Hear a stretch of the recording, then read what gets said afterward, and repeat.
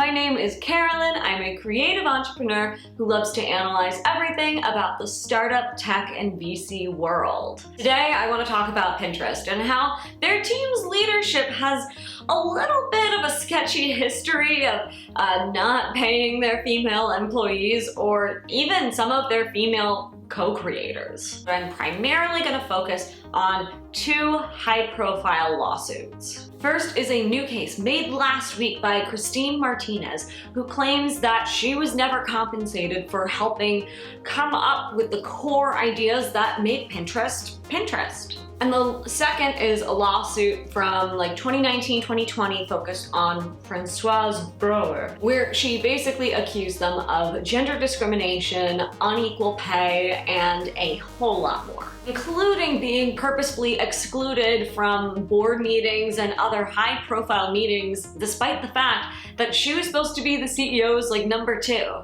Now, I want to talk about this today, firstly because Christine Martinez's lawsuit came out this past week, so it's brand new news, but also because just in general, Pinterest's history of, unequal pay or unfair practices is really reminiscent of what a lot of different startups and big tech companies have been experiencing for the last several years. These types of issues are unfortunately fairly common, but at the same time, if we want anything to change, we need to make sure that we are proactive about it. We need to make sure that we are paying attention to stories like these, support women, people of color, or whoever, and do our best to make these types of places better. So with that, let's get started. Also, I got my hair cut today. I hope you like it. Guys, we're talking about Pinterest. It's really important for me to be looking bad.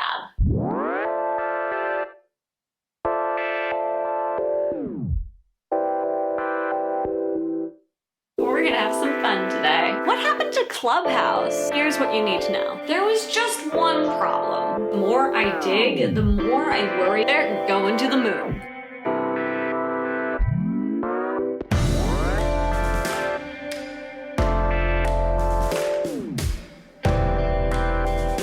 Let's start by talking about Christine Martinez and her new lawsuit. Christine Martinez is a former Walmart exec and actually a very successful influencer. She is now suing two Pinterest co-founders, CEO Ben Silbermann and Paul Sciarra, over a break of implied contract, idea theft, unjust enrichment, and unfair business practices. According to her lawsuit, Pinterest used Martinez's ideas when it came to designing Pinterest boards and what they would look like. She gave them the idea to build the boards in the first place, the Pinterest Pin It button in order to pin something to those boards, and on top of that, providing a female perspective to an entirely male team that was targeting female users and figuring out how to enable e-commerce onto the platform. Which, for those of you who have never used Pinterest, that's basically the entire platform. The whole thing.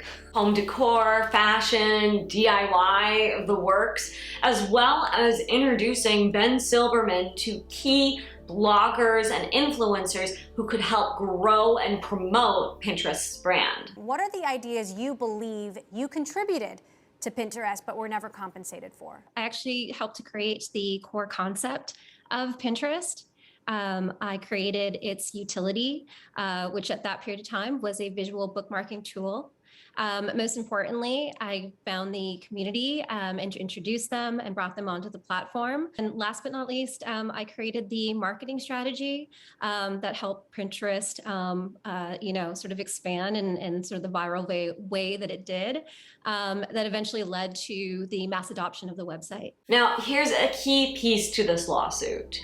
Martinez never formally signed any contract for her work when it came to building Pinterest. And she also never requested a contact or requested to be given any stock. However, according to her, Pinterest founders told her repeatedly that they did intend on compensating her when they could. Additionally, Martinez was considered such a close friend to the founders and the original Pinterest team that they named a piece of their source code after her, and she was even in Ben Silbermann, the CEO's wedding, as a bridesmaid. On top of that, she was also one of Pinterest's breakout influencers.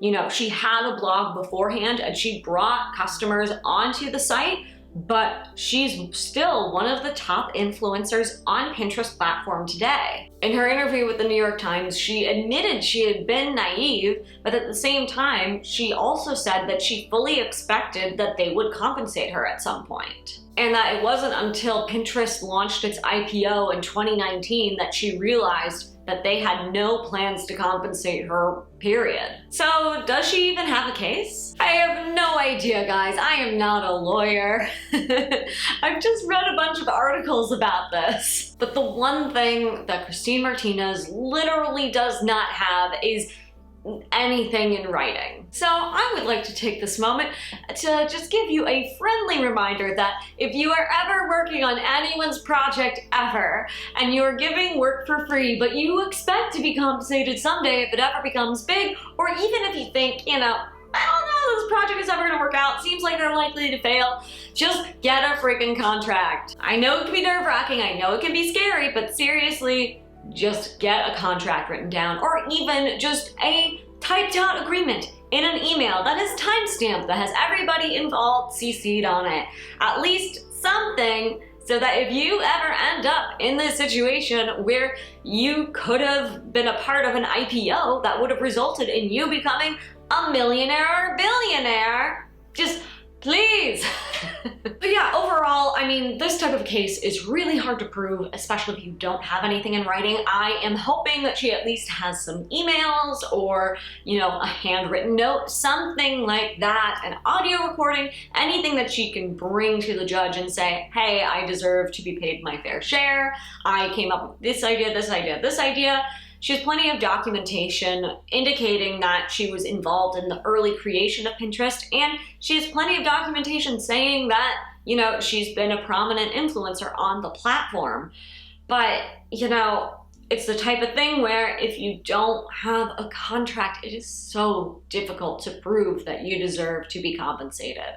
So we'll see what happens. One thing Martinez has going for her is that she is going after a company that has had many accusations of unfair pay or unfair just gender discrimination, racial discrimination, period, made against them, and that one of those lawsuits resulted in a $22.5 million settlement just last year with a C-suite executive. That's right, we need to talk about Françoise Brougher. Brougher? I really hope I'm pronouncing her name correctly. I should have double checked, but I didn't. And I don't have time because I have to go to a thing immediately after this. That's why my hair is so pretty.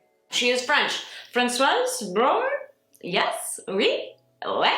Françoise Brougher joined Pinterest as the COO in March of 2018. After working at other top tech companies and startups like Square and Google in senior executive capacities. However, it wasn't long before Brougher started experiencing inequalities within Pinterest. When Pinterest filed to go public in 2019, she discovered that she was paid substantially less than her male colleagues, and that her equity grants were backloaded while her male peers were not, despite the fact that when she was hired, they told her that all Pinterest executives had the same backloaded vesting schedule. For those of you who are unfamiliar with startup equity or maybe just stock equity in general, basically it's like saying you're given stock in a company, all right? In startup world, it's equity, but it's like, you know, if it's the stock market comparison, you're given stock in a company, but then you're told you are not allowed to cash in, so you're not allowed to sell any of that stock for a certain amount of time. These types of plans are designed to try to help retain employees, try to get people to stay for, you know, 5, 10 years, things like that. So in this case, Brougher discovered that she was put on a fairly strict schedule lasting for several years, and then found out that the boys next door, the CFO, her other teammates, were able to take out as much of the money as quickly as they wanted, as early as they wanted. Even though when she was hired, they told her that everybody was going to get the exact same payment package. That's rude. It's not cool, man. After discovering this, she filed a complaint and literally put spreadsheets together breaking down why this was detrimental to her, and worked on this for, I think, a few weeks or a few months until they finally agreed to put her on the same payment scale and on the same vesting schedule as her peers. But of course, after she did that, that's when things started getting a lot worse. When Pinterest started their IPO process, something known as a roadshow, where they go on TV, they go and meet with investors, all of that jazz, Brougher was informed by the CEO, Ben Silbermann, that she would not be attending the roadshow and not participating. The reason why, when she asked, was that they had missed their Q1 revenue goals and that they needed someone to stay in the office and focus on that. But she was the only person on her entire executive team who had ever IPO'd a company before. Additionally, she had really strong personal relationships with a whole bunch of the investors that would have been really helpful for them within their IPO process. You would think that you would want the most experienced person to help you, your COO, to assist in your IPO process in order to complete it. It is really difficult to file for an IPO, unless of course now you're using the SPAC process. But if you are filing an IPO in a very normal way, it is a lot of paperwork, it is a lot of work, it can be really challenging, and having the connections that she had and the experience that she had should have been invaluable. The fact that they weren't using it, though they did use her presentations and all of the notes and things that she put together for them, the fact that she wasn't in the room is, you know, just doesn't really make a lot of sense. And she told them that. She went to the CEO, Ben Silbermann, and said, I think this is irrational.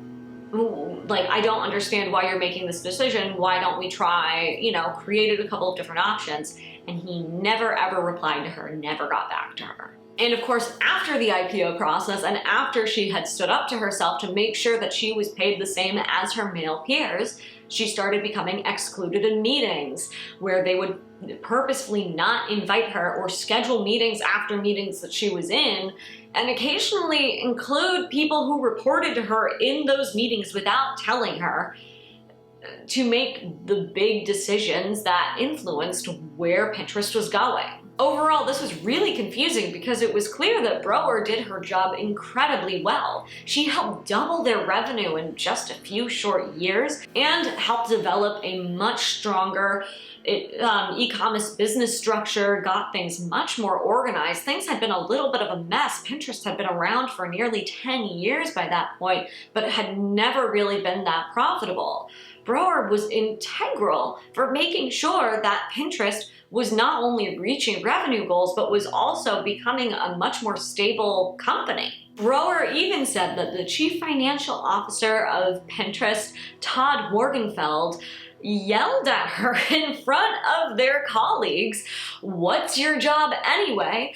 And then was the only person on the C-suite team who was assigned to give her a review, gave her what she believed were fairly sexist comments, lots of notes about not being collaborative and being too abrasive, and then being told that her only asset to the company was the fact that she helped promote diversity, which is the COO. You know, she's not the diversity officer, what the hell? She eventually tried to confront Todd Morgenfeld about this and have a conversation about, you know, what her review was, what are ways that she could improve, and it ended with him yelling at her and hanging up the phone on her.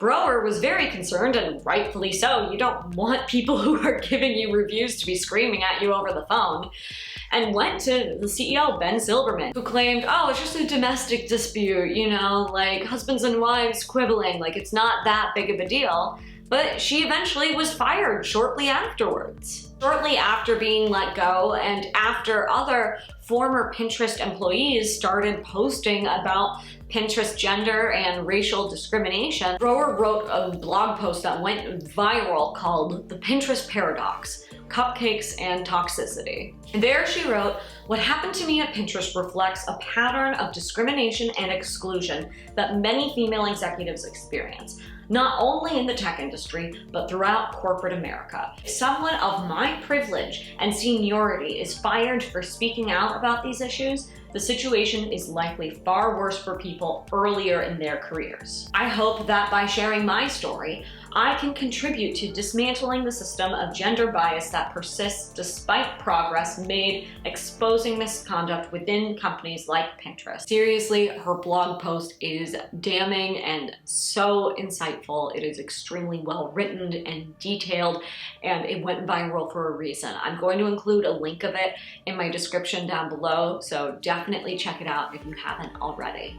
Eventually, Pinterest agreed to pay $22.5 million to Brougher in one of the largest individual gender discrimination settlements ever. Pinterest did not admit to any liability. However, they and Brougher did agree to pay $2.5 million to charities focusing on women and other underrepresented groups in tech, with a focus on education, funding, and advocacy. Which is great, you know, but from my perspective, Pinterest really looks guilty here. And that's not the end of it. Back in June of 2020, so after Brougher had been let go, but before she had written her blog post or sued Pinterest, Ifeoma, Ozoma, and Aerica Shimizu banks posted on Twitter all about their experiences previously working for Pinterest and how they experienced gender and racial discrimination, pay inequities, and retaliation after standing up for themselves. Ozoma, in particular,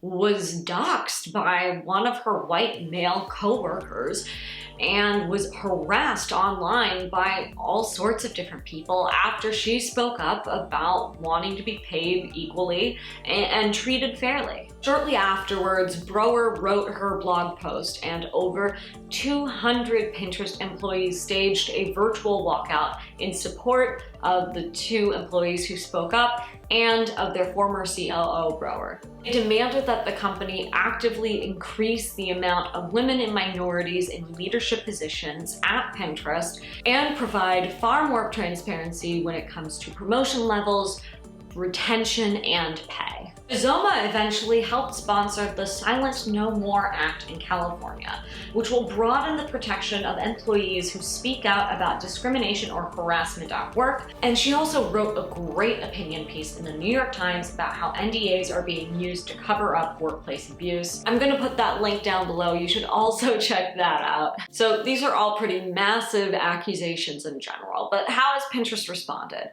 They have done a few things. First of all, they've paid out a few settlements, including Brougher's, like we've already talked about. So it will be really interesting to see if that lawsuit is in any way used as collateral for Martinez's suit coming up soon. They've also made a variety of public statements. They've stated that they're going to be working with diversity consultants and trying to find ways to improve company culture. And they did hire a new diversity chief, who appears to have already quit. So at least from the outside, it is very unclear if anything has changed. I mean, you know, who am I to know how things are going inside of Pinterest? Just because I have many Pinterest boards on interior design doesn't mean that I know what's going on behind closed walls. So how do we move forward from this? Overall, I think there's a lot of things that all of us can do just in general. If you work in the startup space, or if you are working in any sort of capacity to build something new or really contribute, make sure to have contracts that really match what you are doing. Make sure to negotiate for yourself and advocate for yourself. And also, if you are in a position of power, take the time to listen to those around you and see what you can do if you notice inequities. You know, if you have a team and everybody is doing the same work or similar work and they're all performing exceptionally well, but one or more of them are paid at a drastically different scale than another, perhaps you might want to give some of those individuals a raise. It's amazing how frequently this occurs and how frequently stuff like this is absolutely overlooked. But the more that we can be conscious about this, the more that we can advocate for ourselves and others, the more likely all of us are going to be able to live in a better, more equal society, or at least better workplaces. You know, a lot of this type of stuff isn't that challenging. The challenging part is changing culture. The challenging part is getting people to think differently than they have in the past. But when you have a more diverse team, when you have people with all sorts of different differences, who have all sorts of different experiences, you are automatically, there's been numerous studies that show that you are more likely to become more financially successful, have better products, and have happier customers, because you are taking into account different perspectives. And I think that's awesome. So, you know, what happens next? What can we do about it?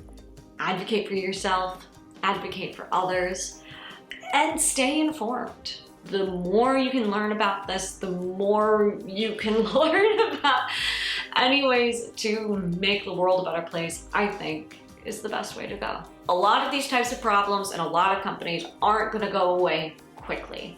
A lot of these types of things are things that are changed and changed slowly over time. But the more we can stay on top of it, the more we can advocate, the more likely that that change is actually going to occur and that we are going to be able to live in a better, more just society. Thank you so much for watching. I hope you enjoyed this video. I would love to know what you think in the comments down below. Don't get too mean, guys. I know there are some angry trolls in the world. Thankfully, I have had very few of them. I think my strangest trolls have mostly told me that I'm beautiful, so thank you. But I hope you enjoyed this, and I'll see you next time. I make videos every Tuesday about startups and tech. I've got a few really exciting episodes coming out in the next few weeks, so I can't wait to see you then. Bye!